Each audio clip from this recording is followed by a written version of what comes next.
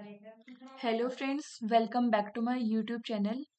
हमने UGC NET paper 2 commerce को start किया था, जिसमें हमने यूनिट सेकंड स्टार्ट की थी अपनी अकाउंटिंग एंड ऑडिटिंग।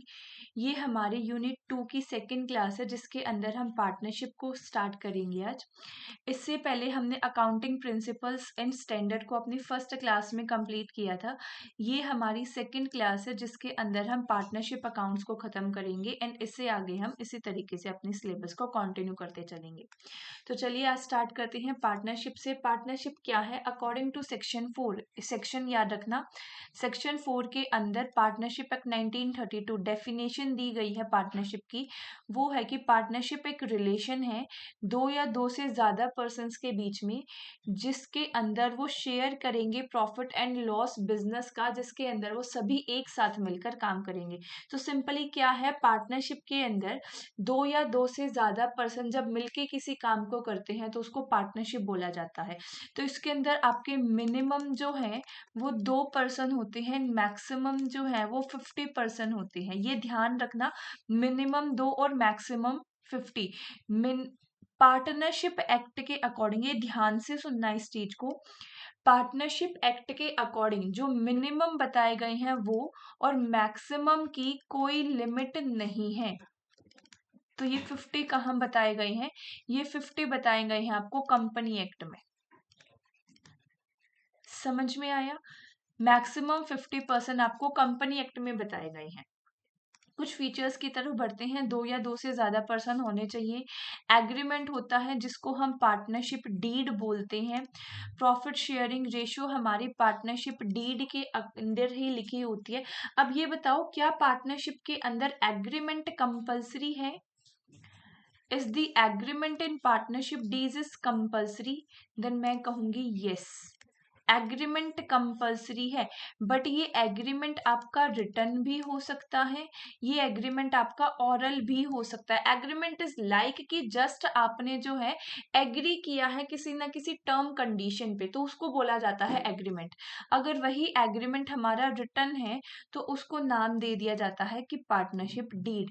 इसी पार्टनरशिप डीड को हम आर्टिकल ऑफ पार्टनरशिप भी बोलते हैं।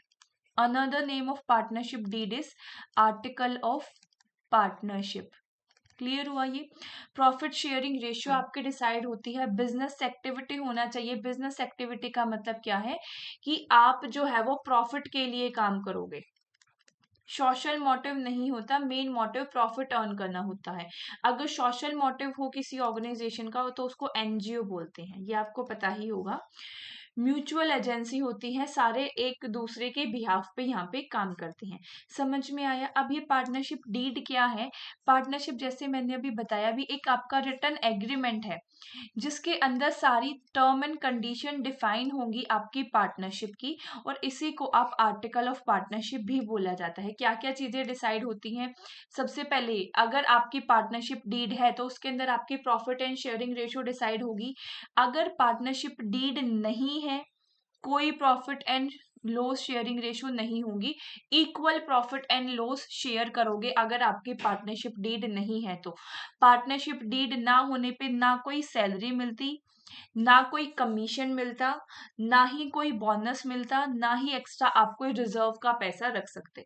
क्लियर? ना ही कोई इंटरेस्ट ऑन कैपिटल मिलता। इंटरेस्ट ऑन कैपिटल क्या होता है? वो पैसा जो कि पार्टनर ने बिजनेस को चलाने के लिए लगाया है, तो वो हमारी लाइबिलिटी होती है। वो बिजनेस के लिए क्या होगी? वो बिजनेस की लाइबिलिटी होगी। ये लाइबिलिटी कैसे होगी? फर्स्ट क्लास में मैंने आपको एक प्रिंसिपल बताया था, सेपरेट लीगल एंटिटी। अगर वो क्लास नहीं देखी तो देख सकते हो। According to the principle of separate legal entity, जो कैपिटल होती है किसी भी बिजनेस की, उसको हम लाइबिलिटी के तौर पे कंसीडर करते हैं। लाइबिलिटी के ऊपर आपको यहाँ पे कैपिटल पे कोई इंटरेस्ट नहीं मिलेगा। लेकिन वहीं पे लाइबिलिटी ना करके किसी पार्टनर ने लोन दे रखा है पार्टनरशिप फर्म को, तो लोन कहीं बाहर से लेते तो भी उस पर इंटरेस्ट देना पड़ता, तो यहाँ पे आपका 6% इंटरेस्ट दिया जाएगा। इसको नोट कर लेना। ना कोई सैलरी होती, ना इंटरेस्ट ऑन कैपिटल होता, ना सैलरी होती, ना कमीशन होता, ना बोनस होता, बट क्या होता है? इंटरेस्ट ऑन लोन होता है, जो होता है 6%। सारे पार्टनर के इक्वल राइट होते हैं। हर कोई भी न्यू पार्टनर को एडमिट करना है तो पुराने पार्टनर का कंसेंट जरूरी है because of the mutual agency. यहाँ तक क्लियर है सारी चीजें? यहाँ तक किसी का कोई डाउट हो तो बताओ। आगे पढ़ते हैं अकाउंट्स के बारे में। पार्टनरशिप के अंदर कितने तरीके के अकाउंट्स बनाए जाते हैं? देखो, सबसे पहला बनता है आपका प्रॉफिट एंड लॉस अकाउंट। एक बनता है आपका profit and loss appropriation account. ये एप्रोप्रिएशन क्या होता है अभी बताती हूँ। एक बनता है आपका कैपिटल अकाउंट। कैपिटल अकाउंट आपके दो टाइप के होते हैं। एक होता है फिक्स्ड कैपिटल और एक होता है फ्लक्चुएटिंग कैपिटल। अगर आप फिक्स्ड कैपिटल अकाउंट बनाते हो तो इसके अंदर फर्दर दो टाइप बनते हैं आपके। एक बनता है आपका कैपिटल अकाउंट और दूसरा बनता है आपका करंट अकाउंट। देखो, सबसे पहले बनता है, इसकी सीरीज कैसे चलते हैं पहले तो ये समझते हैं। बाय डिफॉल्ट मैंने ये सीरीज में ही लिख दिया है। इससे पहले एक चीज और ऐड ऑन कर लो बस, जो कि है हमारा ट्रेडिंग अकाउंट। सबसे पहले हमारा अकाउंट्स के अंदर ट्रेडिंग अकाउंट बनेगा। ट्रेडिंग अकाउंट के अंदर क्या होता है, जो भी फैक्ट्री से रिलेटेड खर्चे होते हैं वो आपके ट्रेडिंग अकाउंट के अंदर आते हैं। ट्रेडिंग अकाउंट हमें देता है हमेशा ग्रॉस प्रॉफिट या ग्रॉस लॉस। ट्रेडिंग अकाउंट से क्या मिलता है हमें? ग्रॉस प्रॉफिट या लॉस। ग्रॉस प्रॉफिट या लॉस जो भी होता है वो आपका ट्रांसफर किया जाता है प्रॉफिट एंड लॉस अकाउंट के अंदर। यहां से आपको मिलता है आपका नेट प्रॉफिट या नेट लॉस। ये नेट प्रॉफिट या नेट लॉस आपका ट्रांसफर किया जाता है profit and loss appropriation account से। यहां से मिलता है आपको डिविजिबल प्रॉफिट या लॉस। डिविजिबल प्रॉफिट का मतलब क्या होता है? वो प्रॉफिट जब जो एक्चुअली अभी पार्टनर के अंदर बटने वाला है। देखो, ट्रेडिंग अकाउंट आप सबको पता भी होगा, थोड़ा सा बता देती हूँ। फैक्ट्री से रिलेटेड खर्चे आते हैं ट्रेडिंग अकाउंट के अंदर।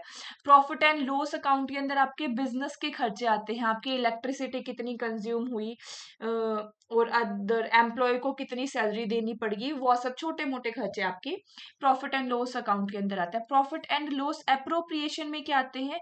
वो सारे खर्चे जो सिर्फ और सिर्फ पार्टनर से रिलेटेड होते हैं। मेरे को ये बताओ, सैलरी अगर हम पार्टनर को दे रहे हैं तो वो आएगी मेरी प्रॉफिट एंड लॉस एप्रोप्रिएशन में। वहीं पे दो पार्टनर है जिन्होंने मिलकर अपना पूरा बिजनेस स्टार्ट किया है और वहां पे उन्होंने एम्प्लॉय को हायर किया है। एम्प्लॉय की सैलरी जाएगी फिर आपके प्रॉफिट एंड लॉस अकाउंट के अंदर। वही सैलरी है, सुनो ध्यान से, सैलरी वही है। अगर वो सैलरी पार्टनर को दी जा रही है तो वो प्रॉफिट एंड लॉस एप्रोप्रिएशन में, वही सैलरी किसी एम्प्लॉय को दी जा रही है तो प्रॉफिट एंड लॉस अकाउंट के अंदर। तो profit and loss appropriation relate करता है ओनली एंड ओनली पार्टनर से। इस चीज को ध्यान रखना। पार्टनर से इंटरेस्ट ऑन कैपिटल ले रही हैं, पार्टनर को सैलरी दे रही हैं, पार्टनर को कमीशन दे रही हैं, तो ये सब कहाँ आएगा? ये सब आएगा profit and loss appropriation account के अंदर, जो भी आपके डीड के अंदर डिसाइड है कितना लेना है देना है। अब उससे जो आपका प्रॉफिट आएगा उसको कहा जाता है डिविजिबल प्रॉफिट। यहां तक चीजें क्लियर हुई? अब वो डिविजिबल प्रॉफिट आपका जाएगा आपके कैपिटल अकाउंट के अंदर। हर पार्टनर का एक कैपिटल अकाउंट बनता है। कैपिटल अकाउंट दो तरीके से बनता है, एक होता है फिक्स्ड कैपिटल, एक होता है आपका फ्लक्चुएटिंग कैपिटल। फिक्स्ड कैपिटल का मतलब क्या है? फिक्स्ड कैपिटल का मतलब है कि इसके अंदर आपकी जो कैपिटल है वो फिक्स्ड रहेगी, कैपिटल नॉट चेंज। अगर फिक्स्ड के अंदर आपके दो तरीके के अकाउंट बनते हैं, एक बनता है कैपिटल अकाउंट और एक बनता है करंट अकाउंट। और जो आपका फ्लक्चुएटिंग है, इसके अंदर एक ही अकाउंट बनता है जिसको हमने नाम दिया है करंट अकाउंट का। कैपिटल अकाउंट के अंदर सिर्फ और सिर्फ ट्रांजैक्शन रिलेट होगी कैपिटल से। अगर पैसा लेके आए हैं या कैपिटल डाली है या कैपिटल विड्रॉ करी है, वो ट्रांजैक्शन आएगी आपकी कैपिटल अकाउंट के अंदर। उसके अलावा जितनी भी ट्रांजैक्शन होंगी, ड्राइंग हो गया, इंटरेस्ट ऑन ड्राइंग हो गया, सैलरी बोनस कमीशन, वो सारी ट्रांजैक्शन आएंगी आपकी करंट अकाउंट में। यहां तक क्लियर? यहाँ तक क्लियर। लेकिन यहाँ जैसे सॉरी ये आपका करंट नहीं, ये कैपिटल अकाउंट बनता है। लेकिन फ्लक्चुएटिंग के अंदर आपका तो अकाउंट ही एक बनता है जो कि है आपका कैपिटल अकाउंट। तो इस कैपिटल अकाउंट के अंदर ही आपकी सारी ट्रांजैक्शन आ जाएंगी, चाहे वो कैपिटल से रिलेटेड हो, कैपिटल विड्रॉ कर रहे हैं, कैपिटल इंट्रोड्यूस कर रहे हैं मतलब एडिशनल कैपिटल आ रही है, ओपनिंग कैपिटल जो थी उसको लेके आ रहे हैं, ड्रॉइंग है, इंटरेस्ट ऑन ड्रॉइंग है, सारी चीजें इसी में आ जाएंगी। रुको मैं आपको इसका एक फॉर्मेट ही बना देती हूँ ताकि आप सबको कोई कंफ्यूजन ना हो। देखो ये होता है मेरा कैपिटल अकाउंट, ये इधर बनता है मेरा डेबिट, इधर बनता है मेरा क्रेडिट। सबसे पहले मैं अपनी पुरानी कैपिटल को लेके आऊंगा बाय बैलेंस बीडी। ये क्या है, ये मेरी ओपनिंग कैपिटल है जो भी मेरी अमाउंट दे रखी है। उसके बाद बाय बैंक आता है, अगर मैं कोई एडिशनल कैपिटल को इंट्रोड्यूस करता हूं और अगर वहीं पे मैं कैपिटल को विड्रॉ करती हूं तो आएगा मेरा बाय बैंक अकाउंट। ये क्या है, कैपिटल आप विड्रॉ कर रहे हो मतलब कि डेबिट पैसा निकाल लिया। उसके बाद आता है आपका bye interest on capital, by salary, bonus, commission जो भी आपको मिला है, by profit and loss appropriation, appropriation से जो आपके पास प्रॉफिट आया है जो कि हमारा डिविजिबल प्रॉफिट था वो सब यहाँ आएगा। डेबिट में आ सकता है आपका टू ड्रॉइंग कि मैंने कोई पैसा निकाल लिया, to interest on capital, to इसके बाद आप इसमें और क्या आ सकता है, क्लोजिंग कैपिटल जब आप इसका बैलेंस करोगे बाय बैलेंस सीडी, ये आएगी आपकी क्लोजिंग कैपिटल।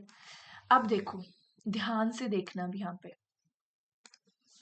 अगर आपकी इतनी ही ट्रांजैक्शन हो रही है ये बनेगा आपका क्या, कैपिटल अकाउंट। अगर आप यूज करते हो आपके फिक्स्ड कैपिटल अकाउंट को, मेरा है फिक्स्ड कैपिटल अकाउंट को मैं यूज कर रहा हूं, तो ये एक बन गया मेरा कैपिटल अकाउंट और जो ये ट्रांजैक्शन है, ये ट्रांजैक्शन सारी ये जाएंगे मेरे करंट अकाउंट में। समझ में आया। लेकिन वहीं पे मैं फ्लक्चुएटिंग कैपिटल अकाउंट का यूज करती हूँ, फ्लक्चुएटिंग के अंदर मेरा एक ही कैपिटल अकाउंट बनेगा तो ये पूरा का पूरा ही आपका फ्लक्चुएटिंग कैपिटल अकाउंट हो जाएगा। समझ में आई चीजें। डिफरेंस की तरफ बढ़ते हैं। Fixed capital account, capital remain constant unless additional capital introduce, जब तक या तो कैपिटल इंट्रोड्यूस नहीं कर रहे या कैपिटल विड्रॉ नहीं कर रहे तो ये अकाउंट आपका कांस्टेंट रहेगा। फ्लक्चुएटिंग आपका कम होता रहेगा क्योंकि इसमें profit loss, drawing, salary, bonus, commission सारी चीजें आती हैं। फिक्स्ड के अंदर आपके दो अकाउंट बनते हैं, करंट एंड कैपिटल। फ्लक्चुएटिंग के अंदर एक ही अकाउंट बनता है आपका करंट अकाउंट। फिक्स्ड के अंदर प्रॉफिट एंड लॉस का इफेक्ट नहीं होता, नो एडजस्टमेंट इन कैपिटल। इसके अंदर आपका डायरेक्ट प्रॉफिट एंड लॉस का इम्पैक्ट आता है। Drawing adjust through the current account, यहाँ पे आपके कैपिटल अकाउंट के थ्रू ड्रॉइंग को एडजस्ट किया जाता है। ड्रॉइंग याद रखना, स्टार मार्क कर लो इसको। Preferred by firm with A stable capital, अगर आपका स्टेबल कैपिटल स्ट्रक्चर है तो आप इस फिक्स्ड अकाउंट को, फिक्स कैपिटल अकाउंट को प्रेफर करते हो। और आप फ्लक्चुएटिंग को जब लेते हो जब आपको ये लगता है कि आपका again and again bye bye capital introduce करते हो या विड्रॉ करते रहते हो। फिक्स्ड अकाउंट के अंदर आपका हमेशा और हमेशा क्रेडिट बैलेंस शो होता है। फ्लेक्सिबल के अंदर आपका क्रेडिट बैलेंस भी शो हो सकता है और डेबिट बैलेंस भी शो हो सकता है। यहां तक क्लियर है चीजें? यहां तक कोई डाउट हो तो बताओ। आगे प्रॉफिट एंड लॉस एप्रोप्रिएशन का डिफरेंस भी देख लेते हैं। प्रॉफिट एंड लॉस आपका नेट प्रॉफिट एंड लॉस दिखाया जाता है और प्रॉफिट एंड लॉस एप्रोप्रिएशन के अंदर आता है वो प्रॉफिट जो आपको पार्टनर के अंदर बांटना है। एप्रोप्रिएशन का सिर्फ एक चीज ध्यान रखो, सिर्फ और सिर्फ ये रिलेट करता है हमारे बिजनेस से। बिजनेस से रिलेट करे, सॉरी पार्टनर से, बिजनेस से तो ऑफकोर्स सारे ही रिलेट करेंगे। ये सिर्फ और सिर्फ रिलेट करता है किससे, हमारे पार्टनर से। पार्टनर की सैलरी, पार्टनर का कमीशन, पार्टनर का बोनस, वो सारी चीजें आपके प्रॉफिट एंड लॉस एप्रोप्रिएशन के अंदर आएंगी। प्रॉफिट एंड लॉस अकाउंट आपका नॉमिनल नेचर का होता है, प्रॉफिट एंड लॉस एप्रोप्रिएशन भी नॉमिनल नेचर का होता है, adjust profit and loss appropriation. Prepare, अगर आपको ये नहीं पता ये नॉमिनल अकाउंट क्या है, पहली क्लास देख लो, तीनों अकाउंट को मैंने बताया था, एक बार यहाँ भी बता देती हूँ भाई, ताकि मेरे को संतुष्टि रहे कि मैं चीजें अच्छे से बता रही हूँ। देखो, 3 तरीके के अकाउंट बिजनेस के अंदर होते हैं। एक होता है आपका रियल अकाउंट, एक होता है आपका नॉमिनल अकाउंट, और एक होता है आपका personal account, SONAL, personal account. Personal account आपका फर्दर 3 टाइप में डिवाइड होता है। एक होता है नेचुरल पर्सनल अकाउंट, एक होता है आर्टिफिशियल पर्सनल अकाउंट, एक होता है representative personal account. Personal account का रूल क्या होता है, debit the receiver, credit the giver. Liabilities, liability को एक सेकेंड, यह होता था हमारा, हाँ, लोन कैपिटल ड्राइंग, मतलब कि आपकी एक तरीके से लाइबिलिटी कह सकते हो, लोन कैपिटल ड्राइंग, ये आपका पर्सनल अकाउंट का रूल ही फॉलो करता है, मतलब कि लाइबिलिटीज के ऊपर आपका पर्सनल अकाउंट का रूल लगता है, रियल अकाउंट का रूल आपका एसेट्स के ऊपर लगता है, और नॉमिनल अकाउंट का रूल आपके एक्सपेंसेस या इनकम के ऊपर लगता है। ये भी ध्यान रखना। रियल अकाउंट का रूल क्या होता है, debit what comes in and credit what goes out. Nominal account का रूल क्या होता है, debit all expenses and loss, credit all income and gain. ये है आपका नॉमिनल अकाउंट का रूल। यहाँ तक क्लियर। तो जो आपका प्रॉफिट एंड लॉस और प्रॉफिट एंड लॉस एप्रोप्रिएशन है वो नॉमिनल अकाउंट होता है। प्रॉफिट एंड लॉस प्रिपेयर किया जाता है सारे बिजनेसेस के through. Profit and loss only partnership के अंदर बनाया जाता है या कंपनी अकाउंट के अंदर बनाया जाता है, क्योंकि ये आपके पार्टनर से रिलेटेड होता है। एडजस्टमेंट इसके अंदर आपके बिजनेस के एक्सपेंसेस आते हैं, रेंट, सैलरी, डेप्रिसिएशन। यहाँ पे पार्टनर से रिलेटेड आपकी एक्सपेंसेस या इनकम आती है, like salary, interest on capital, drawing and all. ये सारी चीजें मैं आपको बता चुकी हूँ। अगर कोई डाउट हो तो एक बार साथ साथ चीजों को रीड करते चलो, साथ साथ वीडियो पॉज करके बेशक से रीड कर लो। अब आओ, एक चीज और होती है, एक स्टेटमेंट है जो आपकी स्टेटमेंट वाले क्वेश्चंस के अंदर ही आई थी, प्रीवियस ईयर है ये आपकी। वो स्टेटमेंट ये है, dissolution of partnership is same as dissolution of partnership firm। मेरे को बताओ दिस इज ट्रू या फॉल्स। ये स्टेटमेंट मेरी सही है या गलत है। डिसोल्यूशन ऑफ पार्टनरशिप का मतलब है कि dissolution of partnership firm. This statement is your false. ये स्टेटमेंट क्या है आपकी, गलत है। क्यों गलत है, क्योंकि देखो डिसोल्यूशन ऑफ पार्टनरशिप का मतलब क्या है, डिसोल्यूशन ऑफ पार्टनरशिप का मतलब है कि उनकी पार्टनरशिप की जो डीड थी या उनकी पार्टनरशिप का जो एग्रीमेंट था वो एग्रीमेंट चेंज हुआ है। मैडम एग्रीमेंट चेंज होने का मतलब क्या, बेटा एग्रीमेंट चेंज होने का मतलब ये है कि उनकी profit and loss sharing ratio के अंदर चेंज हुआ है, या उनका सैलरी, बोनस, कमीशन जो फिक्स था उसके अंदर कोई चेंज हुआ है, लेकिन पार्टनरशिप फर्म बंद नहीं हुई है। जो उनका एग्रीमेंट था उसमें चेंज हुआ है, तो इसको कहते हैं हम डिसोल्यूशन ऑफ पार्टनरशिप। वहीं पे डिसोल्यूशन ऑफ पार्टनरशिप फर्म का मतलब क्या है कि फर्म ही बंद हो गया पूरा का पूरा, अब काम ही नहीं कर रहे वो, अब वो पार्टनर है ही नहीं। तो डिसोल्यूशन ऑफ पार्टनरशिप में क्या आता है, डिसोल्यूशन ऑफ पार्टनरशिप के अंदर आता है कि आपकी प्रॉफिट शेयरिंग रेशियो में चेंज हो गया। मेनली प्रॉफिट शेयरिंग रेशियो में चेंज हो गया। अब प्रॉफिट शेयरिंग रेशियो में चेंज हुआ। फॉर एग्जांपल पहले हमारे पास दो पार्टनर थे, एक पार्टनर था ए, एक पार्टनर था बी। ये 2:3 के अंदर अपना प्रॉफिट डिस्ट्रीब्यूट कर रहे थे। सी को इन्होंने एडमिट किया फॉर 1/5 शेयर के लिए। सी को एडमिट किया 1/5 शेयर के लिए। अब बताओ न्यू रेशियो क्या होगी? न्यू रेशियो क्या होगी? फटाफट इसको सॉल्व करो।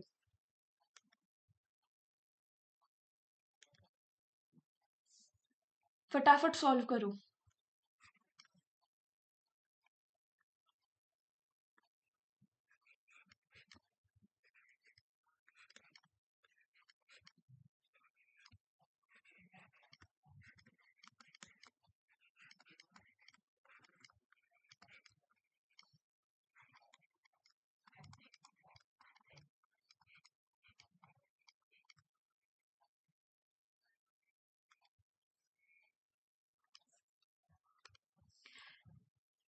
सी कितने के लिए आया है?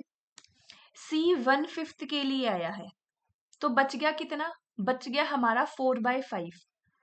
तो जो ये 4/5 था उसका 2:5, ये नीचे डिनोमिनेटर में 5 कैसा है इनका टोटल।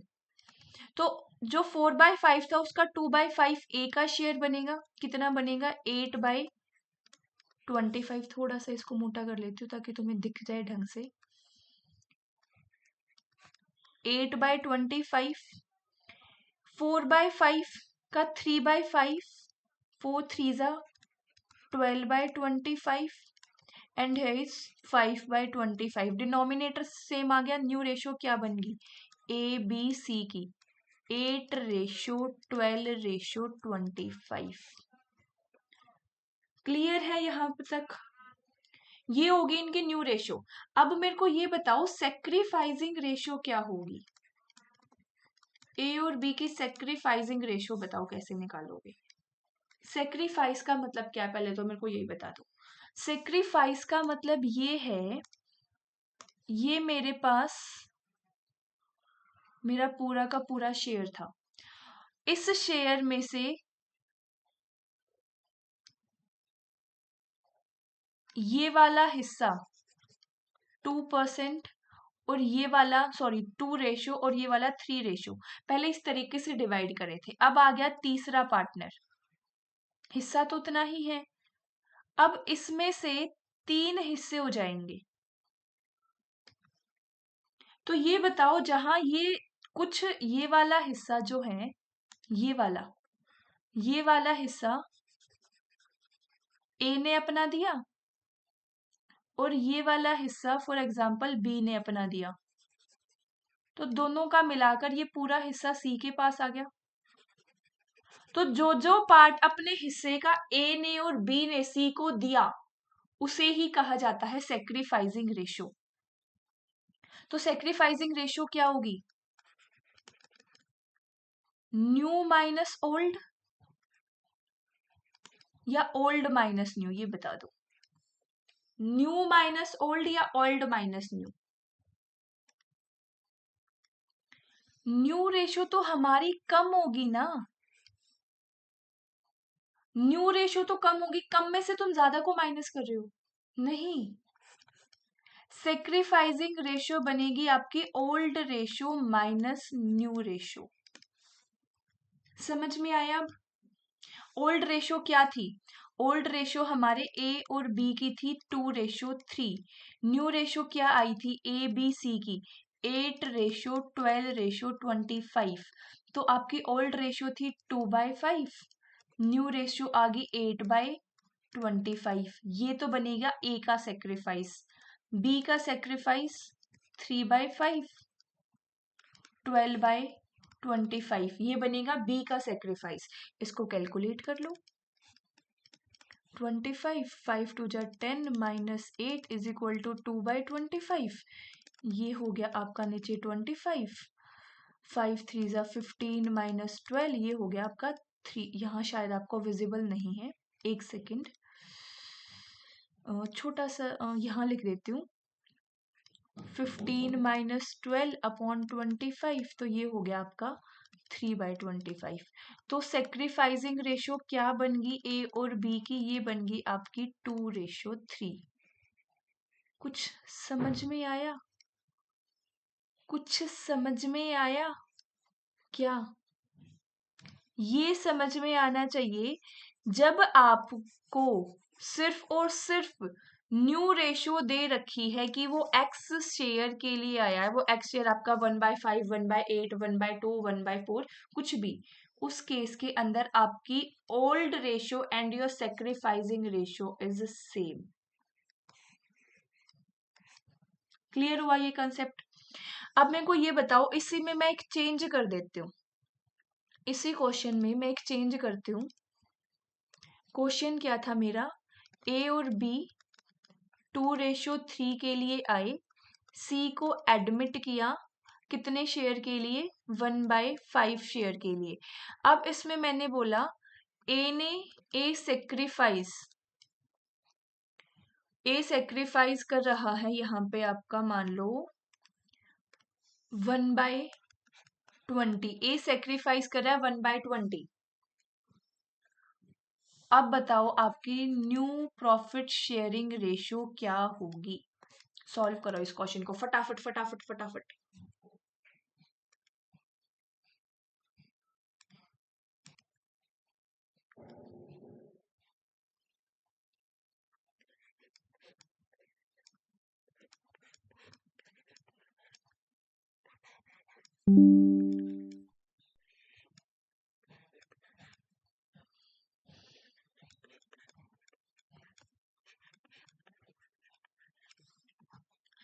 ये तो है मेरी ए की सेक्रीफाइसिंग रेशो।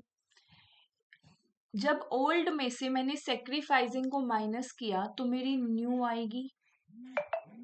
क्या ये इसको मैं न्यू रेशो बोल सकती हूँ? अब जो मेरे पास ये सी आया है, ये आया है 1/5 शेयर के लिए। 1/5 में से 1/20 तो दे दिया ए ने, तो बी को कितना देना पड़ेगा?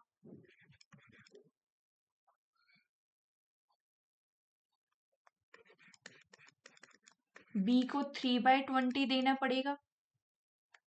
Is it true? बी का सेक्रीफाइस भी आ गया। अब बी का सेक्रीफाइस आ गया, बी की ओल्ड रेशियो आ गई, तो बी की न्यू रेशियो निकाल, सॉरी, हाँ, बी का सेक्रीफाइस भी आ गया, बी की ओल्ड रेशियो भी हमें पता है, तो बी की सेक्रीफाइसिंग निकाल सकते हैं। बी ने कितना सेक्रीफाइस किया? अरे अरे, ये तो बी का सेक्रीफाइस ही आया है। सॉरी सॉरी सॉरी, मैं रिपीट करती हूँ। ए का 2/5 था, जिसमें से 1/20 सेक्रीफाइस कर रहा था, तो ये ए का न्यू रेशियो आ गई। टोटल सी को लेना है 1/5, उसमें से ए ने दे दिया 1/20, बचा हुआ 3/20 कौन देगा? बी देगा। तो अब बी का न्यू रेशियो मैं निकाल सकती हूँ। क्या मैं यहां से अब बी की न्यू रेशियो निकाल सकती हूँ? बी की न्यू कितनी निकलेगी? बी की न्यू 3/5 माइनस 3/20, ये आ जाएगी आपकी 4 minus 4 3 12, 12 minus 3, 9/20। New profit sharing ratio क्या आ गई? ए की आ गई 7/20, बी की आ गई 9/20, सी कितने के लिए आया है? सी आया है 1/5 के लिए, लेकिन डिनोमिनेटर में बनाना है 20, तो 4 एंड 4, तो ये 4/20। तो ए बी सी क्या रेशो बन गई? 7:9:4। ये कॉन्सेप्ट भी समझ में आया है? अगर ये भी समझ में आ गया तो अब तुम्हारा प्रॉफिट एंड लॉस का रेशियो का कोई भी क्वेश्चन गलत नहीं होगा। Sure, guaranteed. आज की क्लास अपनी यहीं खत्म करते हैं। ये एक क्वेश्चन आप सबके लिए होमवर्क में, मेरे को कमेंट में सारे बच्चे आंसर बताएंगे। एट लास्ट में क्लास तक बने रहने के लिए very very thank you so much to all of you. Thanks a lot.